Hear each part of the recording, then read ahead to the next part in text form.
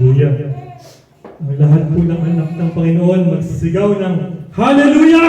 Hallelujah! Amen! Hallelujah, Lord Jesus. Salamat po, Panginoon. Salamat sa iyong presensya, Lord God. Thank you for your Holy Spirit, Lord God. Narito, Panginoon, sa gitna namin, Lord God. Lord Jesus, be seated. Be seated among us, Panginoon, Lord God. Kaya pong kumilos, kayo pang usap sa aming mga puso, Panginoon. Kaya pong bumago sa aming mga buhay, Lord God. Lord Jesus, for without you, Lord God, we are nothing. Amen. Without you, Lord God, we are nothing, Lord Jesus. Salamat po. Salamat po. Tayo bang lahat ay na-bless last week? Amen. Tayo bang lahat ay mabe-bless this week? Amen. Amen. Amen. Hallelujah. So, dadako po tayo sa ating pag-aaral. Sa lahat po ng nakakapakinig, and dun po sa online na nanonood, hindi po ako pastor. Ako po ay worker ng Panginoon. I do not carry any title kasi sinusunod ko lamang po ang tawag ng Panginoon. So, tayo pong lahat ay kinausap ng Panginoon sa pamamagitan ng word na ito. And even this morning, alas 3 ng madaling araw, nagising ko ako. I asked for the Lord, Lord, teach us kung ano yung matututunan namin sa umaga ito. And alam po natin, without Him teaching us, kahit sino pang magaling na speaker na nasa harapan, hindi natin maintindihan. So let Him be our teacher today. Let Him be our speaker today, not me. And siya din po ang ating tingnan. Dahil sino man pong tumatayo dito, isa lang naman yung name na tinataas natin lahat. It's the name of Jesus Christ. Amen. Amen. So kanina po, medyo na-bless din ako dun sa testimony ni Pastora. Yung reminder sa kanya na do not worry for tomorrow. Let tomorrow worry for itself. And today po, siguro marirealize natin bakit ganun. Bakit sa mga times na may mga challenges, dumadating yung panglaban natin. Yung Word of God na panglaban natin. Amen. So, dinala po tayo ng Panginoon sa pag-aaral sa araw na ito about wisdom. But before we go to that, paalala ko lang po, John 1:17, for the law was given through Moses. Lagi ko po itong inumpisahan. And remind us, grace and truth si Jesus Christ po yan. Siya mismo pumunta sa atin. Yung law binigay, Jesus Christ came. Ganun po tayo kamahal ng Panginoon. Amen. And sa ating pong pag-aaral ngayon, there is what we call wisdom of God and wisdom from God. Ating nga pong buksan ang ating Bible sa James 1:5. Sa Tagalog, Santiago.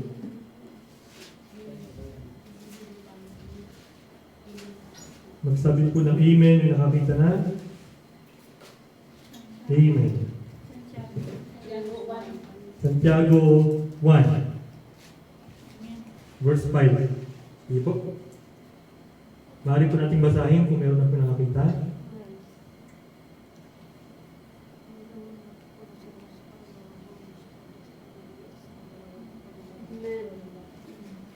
Sige po. Ngunit kung sino man sa inyo ay kulang sa kamarungan, humingi siya sa Diyos at siya'y bibigyan, sapagkat ang Diyos ay nagbibigay ng salana at di nanunumpa. Amen. So sa English po, if any of you lacks wisdom, let him ask of God, who gives to all liberally and without reproach, and it will be given to him. Amen. Sino man daw po na nangangailangan ng wisdom, tumawag sa Panginoon. Dahil kung magbigay siya, todo-todo. At hindi kanya susumbatan dahil humingi sa Kanya.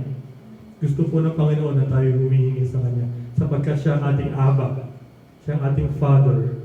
ating tatay, daddy, erpat, kung ano pa mang tawag natin sa tatay natin. Siya yung totoong father nating lahat. And sabi po sa Proverbs 9:10, the fear of the Lord is the beginning of wisdom. The fear of the Lord is the beginning of wisdom. Ang fear po na sinasabi dito, hindi po yung takot na katulad ng halimbawa, natakot tayo sa multo. Naalala po ba natin ang Panginoong Jesus nung naglalakad sa tubig? Akala ng mga apostol, multo siya. Sabi, may multo. Ang sabi niya, fear not. Or sa ibang translation, do not fear. It is I. Ako ito. Huwag kayong matakot. So sa Panginoon po, ang takot is not from Him. Amen? Ang sabi nga din po, we are not given the spirit of fear, but of sound mind. Amen? So ang fear po na sinasabi ng Panginoon dito is not fear na takot tayo sa Kanya, but reverence, respect. Parang sa tatay po natin, nung mga bata po tayo na hindi pa natin siya ka-close, takot tayong mapalo. Yun yung fear na takot. Pero nung malaki na po tayo, ramdam na po natin kung paano magmahal ang tatay natin o ang nanay natin, medyo body-body na, tropa-tropa na. Ayaw mo na siya masaktan kasi mahal mo siya. At may respeto ka sa kanya. Yun yung fear na nais na sabihin ng Panginoon. Yung hindi mo gusto masaktan ng Panginoon at ayaw mo siyang magawa ng hindi maganda kasi you respect Him and you love Him. So fear of the Lord, yung type ng fear na yon is the beginning of wisdom. Amen. Sino po sa atin ang may gusto ng wisdom? Amen. Wala pa ba? Amen. Meron na, di ba? Binigay na? Yan. Let's declare it. Let's claim it in the name of Jesus. So, ang tanong, bakit daw wisdom? Ba't hindi na lang pera? Para hayahay buhay. Ba't hindi na lang long life? Parang Motolite? O Everett, di ba? So, why? Bago tayo pumunta sa why wisdom, I'm sure narinig nyo na to, Evangelion. Narinig nyo na? Evangelion, hindi pa. Evangelist. Yan, medyo Evangelion. May anime pa yata niya na Japanese, di ba? Ebanghelyo. So, doon po nanggaling yung dito nanggaling yung mga salita ngayon sa Evangelion. Class, let's read. Ayan. So, ang definition po ng Evangelion is good news. This is a Greek word. Medyo natututo tayo ng Greek words ngayon. Good news. Ibig sabihin, the gospel. So, every time na binanggit ang gospel, it pertains to good news. Lagi po natin naririnig, di ba? Gospel. Yung 4 Gospels. Ano po yung 4 Gospels? Matthew, Mark, Luke, and John. 4 Gospels. Yan yung unang-unang 4 books ng New Testament. And the Gospel, kung babasahin po natin lahat yan, magkakahawig lang, iba-iba lang yung sulat. Medyo pinakakaiba yung pagkakasulat ni John. Now, this talks about how Jesus Christ lived in the world. And paano siya nahirapan na matay muling na buhay. Basahin man po natin yung 4 books na yun, it's all about Jesus Christ. And the good news is, it's really all about Jesus Christ. Pag sinabing good news, dumating kasi ang Panginoon, nagpapako sa krus para sa kasalanan natin, naligtas tayo lahat. Good news, di ba? Bakit? Kasi kung walang gumawa nun, yari. We have to follow 613 laws. Yung 10 nga lang, di natin magawa eh. Yung 5 nga lang dun sa 10, di natin kabisado eh. Sino may kabisado ng 10? I'm sure hindi ako. Hindi ko sinasabi kung may masama sa law. Hindi ko sinasabi masama sa commandments. But we cannot live and be judged by the law kasi hindi natin kaya. And we can only rely sa ginawa ng Panginoon sa buhay natin para maligtas tayo. And that's good news. Kaya nga sa kanta ng goodness of God, di ba? That's good news. Kaya lagi po natin ipinagpapasalamat ang kanyang kabutihan sa atin. So anong connection yan sa wisdom? Anong connection sa wisdom? Mamaya po, ma-unfold natin. Why wisdom muna? Bakit wisdom? So, kilala po natin si Haring Solomon. Si Solomon. Philemon pa yan. Kilala po natin si Haring Solomon. Siyong tatay ni Haring Solomon? Yun, si David. Kilala ni Ate Nora. Sinong lolo ni Solomon? Siyempre yung tatay ni David, si Jesse. Amen. Amen. Yan. Sino kapatid ni Solomon? Bahala na muna siya. Hindi natin topic yung kapatid ni Solomon. Yan. So sa 1 Kings 3, kausap ng Panginoon si Solomon. Ang sabi po dito ni Hari Solomon, "Now Lord my God, you have made your servant king in place of my father David." Siya yung sumunod na hari after na mawala ni si David. "But I am only a little child and do not know how to carry out my duties." Hindi niya alam kung anong gagawin niya. Imagine, anak ni David, naging king na hindi mo alam ang gagawin mo. Did we ever encounter such experience na hindi na natin alam ating gagawin? Minsan sa umpisa, alam natin. Feeling natin, alam natin. Pero pag sumablay na yung mga alam natin, Lord, di ko na alam. Ano pa bang gagawin ko? Ganon din po si Solomon. And he talked to God. "Your servant is here among the people you have chosen. A great people, too numerous to count or number." Napakadami ng Israelites. And siya ay bata na maglilid sa Israelites. Paanong gagawin niya? "So give your servant a discerning heart." Ang hiningi niya sa Panginoon, discerning heart, to govern your people and to distinguish between right and wrong. For who is able to govern these great people of yours? Ang hiningi niya sa Panginoon, wisdom. Not just wisdom, discernment. Discerning heart. So sabi ng Lord, "Since you have asked for this and not for long life," battery, ever ready or life, or wealth, hindi pera, nor ask for death of your enemies. Hindi niya hininging mamatay yung mga kaaway niya. Minsan ba nag-pray na tayo sa Lord, sana mamatay na lang siya? Kaya sa isip lang natin, hindi prayer, mamatay ka na sana. Minsan ba natin sabihin nung bata tayo? Si Solomon di rin. Hindi niya ginustong mamatay yung mga kaaway niya. But for discernment in administering justice. Sabi ng Lord, "I will do what you have asked. I will give you a wise and discerning heart, so that there will never have been anyone like you, nor will there ever be."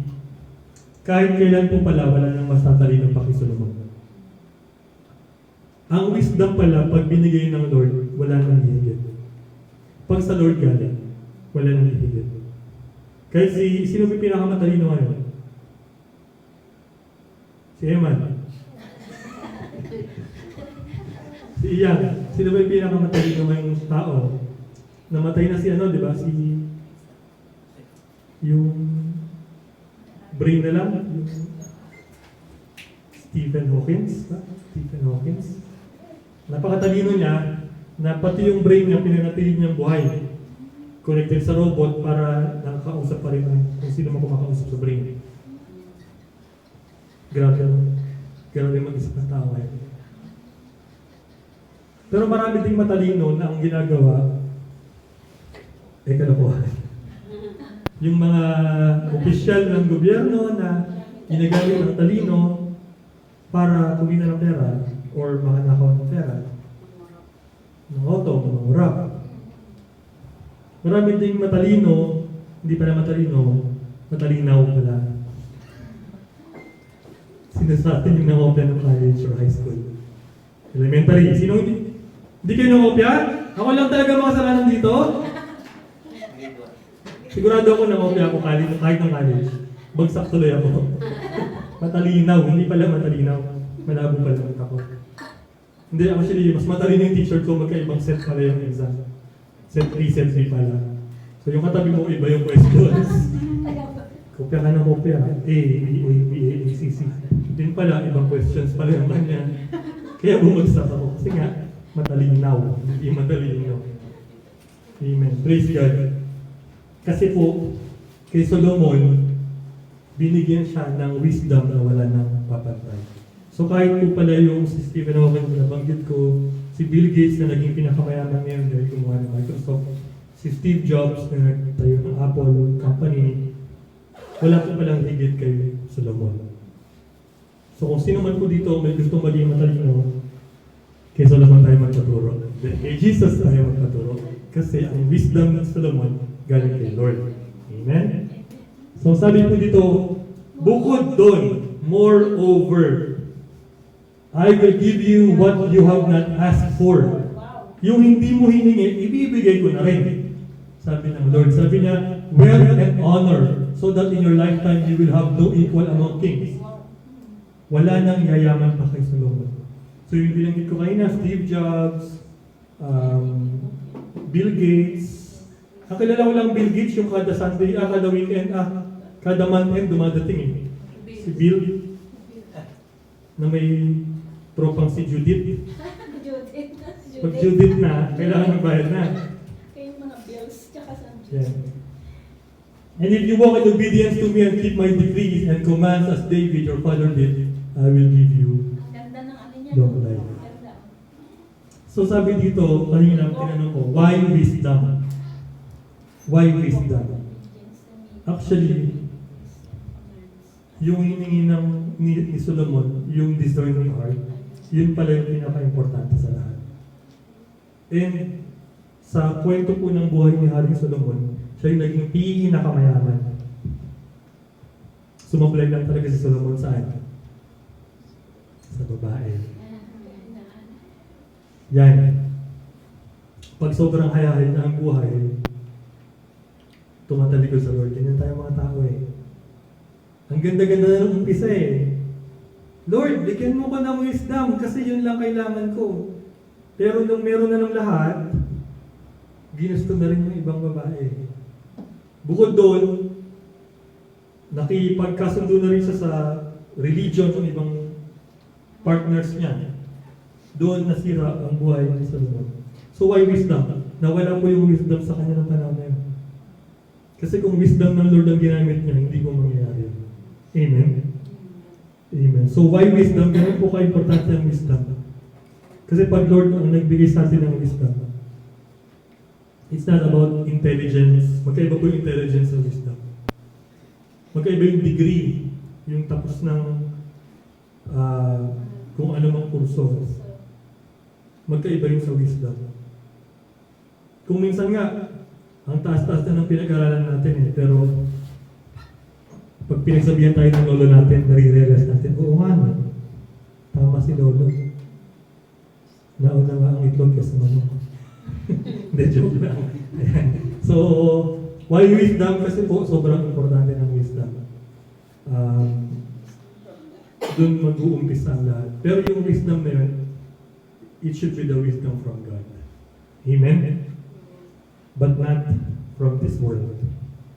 Hindi po yung wisdom na nanggaling sa mundong ito. Sabi po dito sa 1 Corinthians 3, do not deceive yourselves. Huwag niyo nang lokohin ang sarili niyo. If any of you think you are wise by the standards of this age, you should become fools so that you may become wise. Ang gulo ni Lord. Kailangan maging fool ka para maging wise ka. Kasi po, kung ang standard daw natin ng wisdom, yung this age or this world, fool po tayo sa Panginoon. Marami po sa atin, ang pinanghahawakan natin yung mga kasasabihan sa buhay. Ang hindi lumingon sa pinanggalingan, matigas ang leeg. Di ba marami kasabihan? Ano pa ba? Bawal magputol ng kuko sa gabi. Bawal magwalis. Wa ikaw walis sa gabi. Tsaka pag may patay dati. Lalaya suwerte. Wa ikaw handa isda. Check ko. Lala ko swerte. Wa ikaw handa manok, dilipat swerte. Dapat handa bilog. Kasi kukulong swerte. Or below. Di ba? Maraming kasabihan ng words of wisdom ang kailan natin. Di ba? Dapat ang suot mo kulay green sa New Year. Dapat tatayan mo yung ganitong number. Lucky number mo ay 4. Colors nga. Colors of the year. Lucky color mo ay green. Pero may nangyayari sa buhay. Pag araw-araw kang tumaya sa loto, pumapasok ba sa'yo yung pera o lumalabas? Try mo lang, simpleng math. Is it addition o subtraction? Di ba subtraction? So kung minsan po, yung wisdom of this world is foolishness actually. It's foolishness to God. Marami pa po tayong pinanghahawakan ng ganyan. Akala po natin,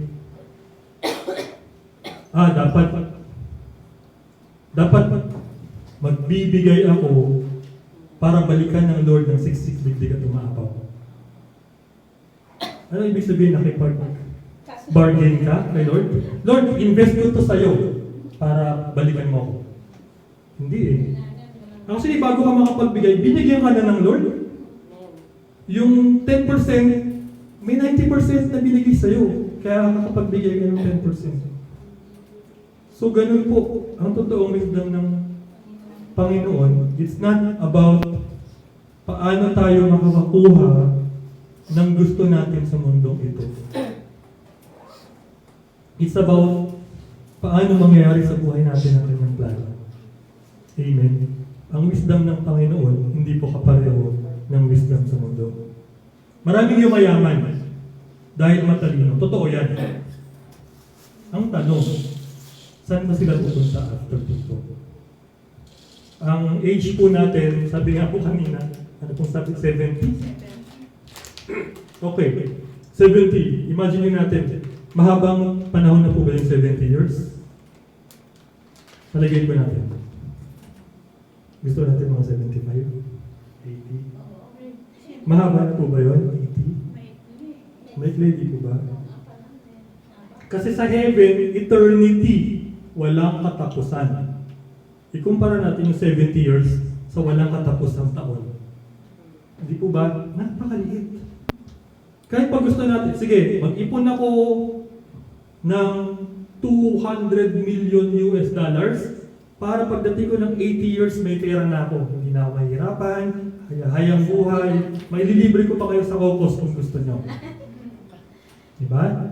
Minsan ganyan tayong mag-isip. Yan ang wisdom ng world. Ipon ako para pagdating ng pagtanda ko, may pera ako. Ang tanong, sigurado ka bang tatanda ka? Diba?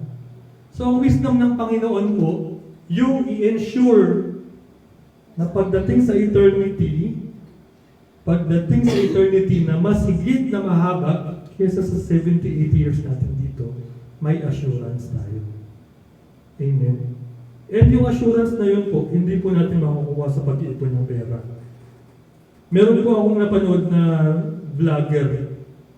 Yung bahay niyang ginawa, 15 feet yung first floor. Yung taas, 15 feet. Para daw pag bumaha, hindi maaabot ng tubig yung second floor. Doon sila. Kaya niya bang kontrolin kung gaano karaming ibabaha? Di ba hindi? Sigurado ba siya na baha ang darating ay kung apoy? Yung lindol, kagaya nung January 1. By the way, no, nung January 1, ang daming niyanig na nasa nagpapaypay. Ano yun eh? Di ba? Ang tawag doon? Yung ano sila sa ano? Pam-pam? Paypay? Sa Chinese kasi paypay. Yung nagdadasal sa mga templo-templo. Hindi po sa iniinsulto ko yung kultura ng Japanese, no? But ang ganda sa sambahin natin isa lang. Siya lang yung may kaya ng kumontrol ng lindol. Kahit lahat sila nagdadasal, nilindol pa rin sila. Kasi wala namang power yung pinagdadasalan nila eh. So yung wisdom ng mundong ito, akala natin, sinusunod kasi natin yung mga tinuro sa atin ng ninuno natin, eh nasa tama na tayo. Pero nandito po yung totoong wisdom. Nasa Bible. And nasa relationship natin with the Lord Jesus Christ. At pag siya yung nagturo at nagbigay ng wisdom sa atin, hindi natin kailangan magpakahirap sa January 1 kung saan tayong templo magpupunta. Kahit nasa sariling kwarto lang tayo, isang sulok lang ng bahay, Lord, thank you. Kaya natin magpasalamat. Kasi ang Diyos natin, He is everywhere. Ang Diyos natin hindi kayang yanigin ng lindol. Hindi kaya mo sa akin ng lindol kasi siya ang may control sa buong mundo. Kung paano umikot ang mundong ito, ang Panginoong Yesus ang may control. Amen?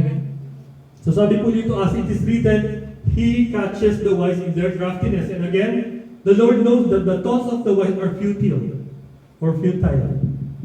Ang ibig sabihin po ng futile or futile, walang kabuluhan, walang magandang maidudulot, walang maibibigay na magandang resulta. Ang wisdom ng mundong ito, wala pong maibibigay na magandang resulta. Marami pong nasulat ng libro, 7 Steps to Become Rich. Eh kung totoong mayaman siya, hindi na niya kailangan magsulat ng libro para kumita, di ba? Gusto lang niya kumita, kaya siya gumawa ng libro. 7 Steps to Become Rich. Nasaan na sila? Rich na ba? Sana. Pero rich na ba sila doon? Hindi ko rin alam.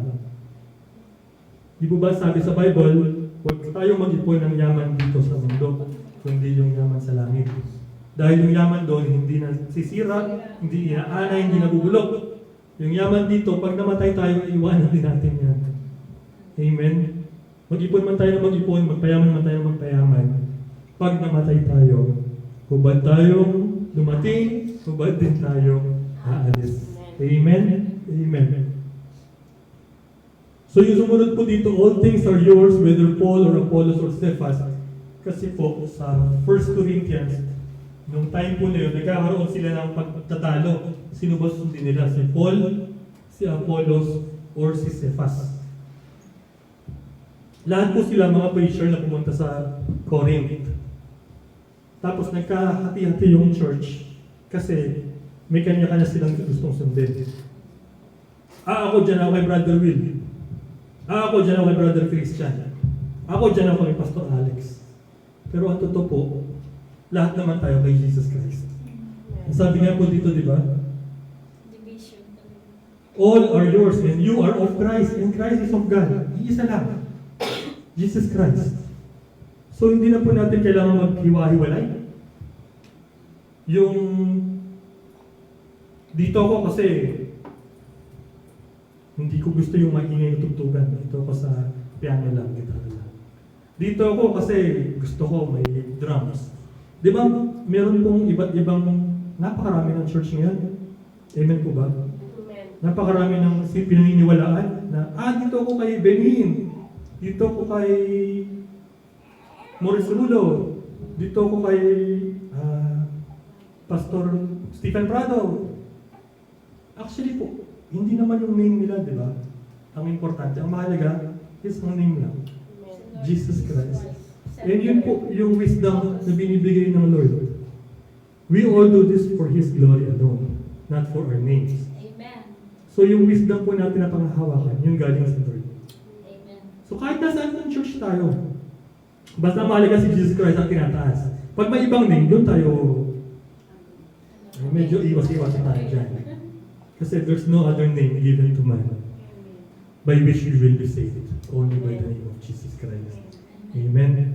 So kung tinawag po kayo dito sa church na to para sa name ni Brother Will, huwag po kayong pupunta.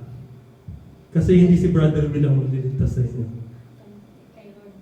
Kung tinawag po kayo dito para makilala si Jesus Christ, then please come. Kasi si Jesus Christ po ang tinataas natin dito. That's why Jesus Christ, the grace of God, church po tayo. Amen? Amen. And it will only be revealed by the Spirit. Sabi ko nga po kanina, hindi po ako pastor. Naatasan po ako mag-share dito. And hindi po ako magre-reveal sa inyo ng kanyang salita. Naatasan at ako i-share dito. at ang nag-atas po sa akin ng Panginoon. Ngayon po, kung hindi nyo tatanggapin, okay lang sa akin kasi ang Lord ang nagsabi sa akin. Kung tatanggapin nyo, okay lang din sa akin. Kasi si Lord ang tinanggap nyo, hindi naman po ako. So sabi po dito, it will be revealed by the Spirit. Ang Holy Spirit ang magre-reveal sa ating lahat. Hindi po yung talino natin. Hindi po yung tapos tayo ng cum laude. Hindi yung magna cum laude. Hindi yung first honor. O hindi yung karpintero lang. O hindi yung sepulturero lang. Wala po sa grado ng ating talino. Dahil nga po, ang wisdom of this world is foolishness to God. Amen? So, ang tatanggapin po natin wisdom will only be revealed by the Spirit. Kaya po, kung gusto po natin maunawaan ang Bible, wala naman po tayo ibang kailangan tanongin kung yung Holy Spirit. Lord, teach me. Kasi magulo yung nababasa ko dito. Kasi ibang salita ito. Baka naman ang binabasa ng Bible Greek. Kaya mahirap po ito. Kung di mo maintindihan yung English, mas Tagalog. Kung di mo maintindihan yung Tagalog, mas English. Di po ba? But still, ask the Lord. Kasi po, kahit po sa ating lahat, yung binasa nating verse kanina about Solomon, maaring bukas basahin yung iba na naman yung revelation. Maaring next year basahin yung iba na naman yung revelation. Kasi ang nagre-reveal po ang Holy Spirit. Amen? Hindi po ang ating sariling kaisipan. Let's rely sa Holy Spirit kay Jesus Christ kasi hindi po natin kakayanin without Him. Amen. So sabi po dito, we do however speak a message of wisdom among the mature, 1 Corinthians 2, si Paul pa rin po nagsasalita, but not the wisdom of this age or of the rulers of this age who are coming to nothing. No, we declare God's wisdom, a mystery that has been hidden and that God destined for our glory before time began. Ang wisdom ng Lord pala po ay mystery. Kaya po, ang makakapag-reveal lang din ito ay ang Lord mismo. None of the rulers of this age understood it. Wala pong nakaunawa nito. For if they had, hindi po nila ipapako sa krus ang Panginoon. Sabi nila, however, as it is written, what no eye has seen, hindi pa nakikita ng ating mga mata. What no ear has heard, hindi pa naririnig ng ating mga tenga. And what no human mind has conceived, hindi pa po natin na-imagine. Sige, imagine natin yung pinakamaramiang buhay na gusto natin. Meron tayong 700 pools sa loob ng bahay. Puro pool pala yung bahay natin. Punta kayo sa dagat. Sa laki ng bahay natin, yung buwan umiikot sa bintana. Dumadaan sa gabi. Ganun kalaki ang bahay. Ganun kagrabe yung imagination natin. Pero sabi po dito, hindi pa na-conceive ng mind ang plano ng Panginoon na inihanda niya para sa atin. Grabe. Kaya po hindi kaya ng wisdom ng mundong ito. Kahit yung inimagine ko na bahay na may malaking bintana na dumadaan yung buwan sa gabi, higit pa pala doon no? Plano ng Lord para sa buhay natin. Amen. Amen. So yung wisdom po na ito na inaasahan natin, foolishness po ito sa paningin ng Lord. Ang totoong wisdom po, siya lang ang mag-reveal sa atin. At sa mga nakikinig po online, siya lang din ang mag-reveal sa inyo. Hindi po kami. Hindi po ang church. Jesus Christ alone. Amen? These are the things that God has revealed to us by Spirit. Sabi nga po ni Paul. Ini-reveal sa kanila sa pamamagitan ng Holy Spirit. Kaya po yung capital S dyan, His Spirit. Capital yung S kasi it pertains to Holy Spirit. The Spirit searches all things, even the deep things of God. For who knows a person's thoughts except their own spirit within them? In the same way, no one knows the thoughts of God except the Spirit of God. Wala po nakakaalam ng laman ng isip ng Panginoon, kundi ang Espiritu ng Panginoon lamang din. And lahat po tayo, nung umalis ang Panginoong Jesus, iniwan po sa atin ang Holy Spirit. Amen. Do we believe na nasa sa atin ang Holy Spirit? Amen. He is here. Amen. He is moving in our midst. Siya po yung waymaker natin. Sabi nga sa kanta kanina. Kaya nga po tayo nag-worship sa Kanya. Kasi ang Espiritu niya ang kumikilos sa buhay natin. Gumagawa ng paraan upang makayanan natin. Upang matutunan natin. Magkaroon tayo ng wisdom na ang Spirit din ang magre-reveal sa atin. Amen? So wag po natin iasa sa sarili natin kakayanan. Huwag po natin iasa sa pera natin, sa yaman natin. Kasi lahat naman ng yan, kay Lord lang yung galing. Kahit yung talino natin, si Lord lang din nagpahirap sa atin. Yung kakayanan natin tumutog, kumanta, si Lord lang din ang nagpahirap sa atin. Huwag po natin asahan ang mga yan. Kasi, creation lang din ang mga yan. Doon tayo sumasa sa Creator, yung gumawa. Amen. Amen. So this is what we speak, not in words taught us by human wisdom. Ang mga tinuturo daw po ni Paul, hindi niya natutunan sa tao. Ang nag-reveal sa kanya, taught by the Spirit, itinuro ng Espiritu, ng Holy Spirit. Explaining spiritual realities with Spirit-taught words. So ano po yung sinasabi ni Paul na message na gusto niyang i-share sa mga tao na Spirit ang nag-reveal? Ayan, in-explain niya po ulit dito, the person without the Spirit does not accept the things that come from the Spirit of God. Ibig sabihin po, ang taong hindi tumanggap sa Panginoong Jesus, wala po siyang Holy Spirit sa sarili niya. And hindi po ma-reveal sa kanya ng Holy Spirit yun. Kasi nga, wala sa kanya. Whoever so believe, di ba, dapat manampalataya, maniwala, tumanggap sa Panginoon. Yun po yung key para po ma-reveal sa atin ng Holy Spirit yung wisdom na kailangan natin. Kaya nga po kay Pastor Luz na testimony kanina, ni-reveal sa kanya ng Spirit yung word na kailangan niya sa oras na yun. Kasi tinanggap na niya ang Panginoong Jesus noon pa. 85, 2 years old ako. Tumanggap niya si Pastor Luz. Grabe. Wala pa si Eman siya kasi ay. Kaya sila pinapanganak. Kasi po, ang Holy Spirit ang magre-reveal sa atin. Kaya po, may nahatak tayong word sa oras ng kagipitan. Kasi nire-reveal sa atin ang Holy Spirit. Follow His word. Follow His word. Yun po yung wisdom na kailangan po natin. Hindi yung wisdom na tinuturo sa atin ng mundong ito.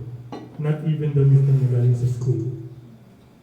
It will help you sa pamumuhay sa mundo, but not para sa langit. Amen. So sabi po dito,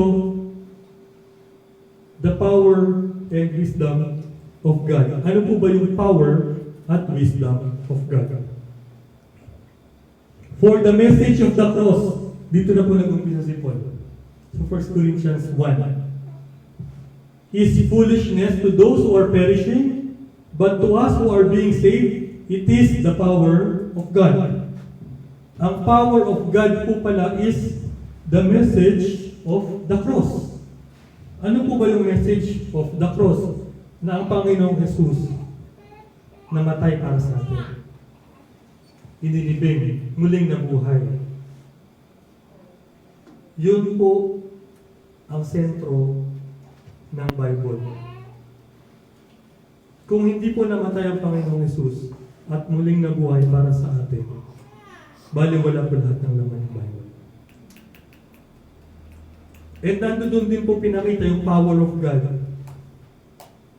Bakit? Kasi po, doon hinarap tayo sa kamatayan. Doon inilayo tayo sa impyerno. Are we blessed po na nilayo tayo sa impyerno? Amen. Yun po, God lang ang makakagawa. That's why it's the power of God. Sabi po kanina, the wisdom of God and the power of God. Nasaan yung wisdom of God? For it is written, I will destroy the wisdom of the wise. The intelligence of the intelligent I will frustrate. Nasa Isaiah 29:14 po yan. Where is the wise person? Where is the teacher of the law? Ulit. Where is the wise person? Nasaan na yung matatalino? Where is the teacher of the law? Nasaan na yung mga nagtuturo ng law? Where is the philosopher of this age? Nasaan na yung matatalino sa panahon na to? Has not God made foolish the wisdom of the world? Lahat daw po sila foolish paningin ng Panginoon. Lahat daw po sila foolish. Gusto pa po natin ituro yung law? Siguro ako hindi na. Kasi hindi ako nagsabi si Paul. God made foolish the wisdom of the world. Amen? Amen po ba? For since the wisdom of God, the world through His wisdom did not know Him. Ngayon binabanggit po, nasaan na yung wisdom of God? God was pleased through the foolishness of what was preached to save those who believe. Jews demand signs. Greeks, sa ibang version, Gentiles, look for wisdom. Yung mga Jew, naghanap ng sign. Ito po yung mga tao na naghihintay pa rin ng pagdating ng Messiah hanggang ngayon. And yung mga Gentiles, naghahanap din ng wisdom, ng kaalaman. But we preach Christ crucified. Bakit ang ipinipreach po natin, Christ crucified? A stumbling block to Jews. Ito daw po ay katitisuran para sa mga Hudyo. And foolishness to Gentiles. Ipaliwanag ko po ng konti. Ang mga Jew po kasi naniniwala sila darating yung Messiah. Na ililigtas sila. So akala nila yung darating ng Messiah, warrior na king. Na pagdating maghahari sa Israel. Alam po natin yun, di ba? Hanggang ngayon binubomba ang Israel, may mga kaguluhan. Pero wala po nanalo sa bansang Israel. Wala nakasakop sa bansang Israel kasi may pangako ang Panginoon sa Israel. Now hanggang ngayon, marami pa pong Jew na nag-iintay ng Messiah. Hindi pa rin nila natanggap na si Jesus Christ pala yung Messiah na dumating. Kaya po natin i-share o pinipreach Christ crucified. Ang Panginoong Jesus namatay at muling nabuhay. Siya lang na po yung Messiah ang iniintay ng lahat. Tayong lahat tinanggap na natin. Sila, sabi sa Revelation, may tatanggap din po tayo. 12,000 from each tribe, 144,000 Jews. Now, but those whom God has called, both Jews and Greeks, Christ, the power of God, and the wisdom of God. Ang power po pala ng Panginoon at ang wisdom ng Panginoon nag-manifest kay Jesus Christ. Siya na yung grace, siya na yung truth, siya pa yung power of God, siya pa din yung wisdom of God. Amen? So kung lahat po tayo tinanggap natin ng Panginoong Jesucristo, then we have the wisdom of God. Amen. Then we have the wisdom from God. And it really matters kasi po, paano natin malalaman o mauunawaan yung wisdom of God kung hindi po natin kilala si Jesus Christ. Kung hindi po natin kilala si Jesus Christ, paano natin makikilala si Jesus Christ kung hindi po natin binabasa ang Bible?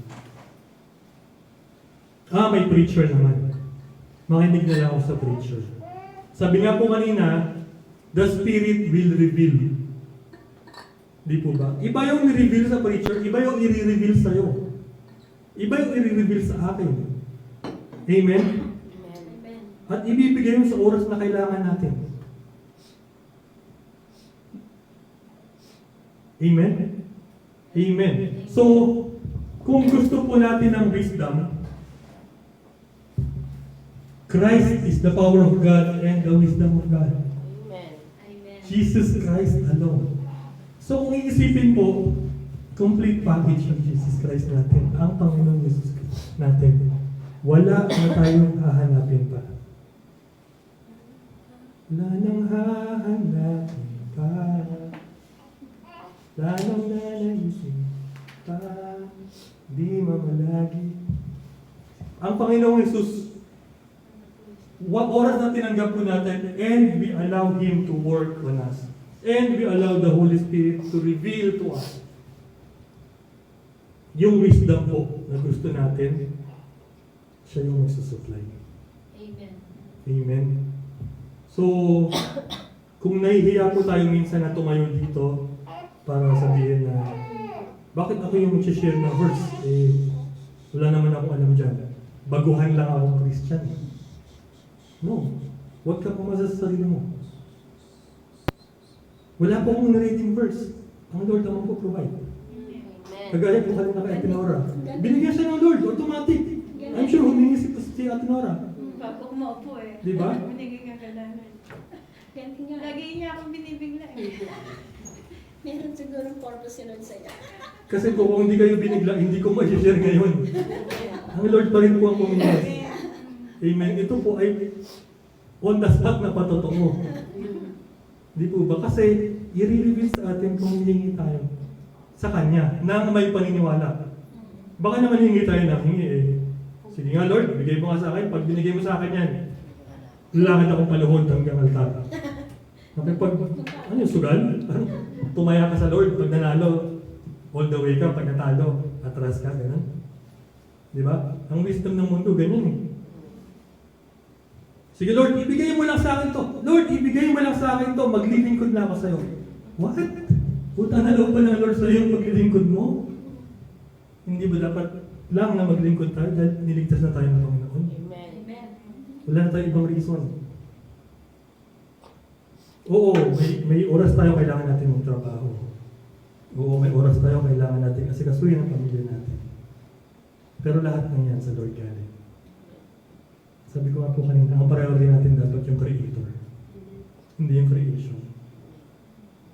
So lahat po na nakikita natin sa mundong ito, creation lang. Kahit tayo, creation lang. Ang Creator po, ang center ng lahat. Amen. Si Jesus Amen. Christ, ang center ng lahat. Amen. Amen? Amen. So, sabi ko dito, for the foolishness of God. Ewan ko kung may foolishness of God, pero kumbaga, yung sobrang babang level ng wisdom ng Lord, mas mahigit pa rin sa human wisdom. Sabi. Is wiser than human wisdom. The weakness of God is stronger than human strength. So, kumbaga, si David, yung pinag-aaral natin last Sunday, kasi sumandal siya sa strength ng Lord, natalo niya si Goliath. Yung strength niya, hindi sa sarili niya, sa Lord. Kaya yung strength niya, stronger than human strength, na 9 feet mahigit yung tangkad. Siya 5 feet mahigit lang. Pero natalo niya sa isang bato lang. Nag-ready pa nga siya ng 3 eh. Baka daw sumablay yun. Hindi. Ibang po, nag-ready siya ng 3, pero isang ano pa lang. Imagine, warrior yun. Ang gamit, tirador. Para kang pumatay ng kalabaw gamit ang tamtax. Meron na akong pumatay ng kalabaw gamit ang tamtax. Alam niyo yun? Pinatong dito sa ulo. Pinalo ng baso. Patay ang kalabaw. Hindi, joke lang. Namatay siya sa maso, hindi sa tamtax. Human wisdom yun, sorry. Brothers and sisters, think of what you were when you were called. Not many of you were wise by human standards.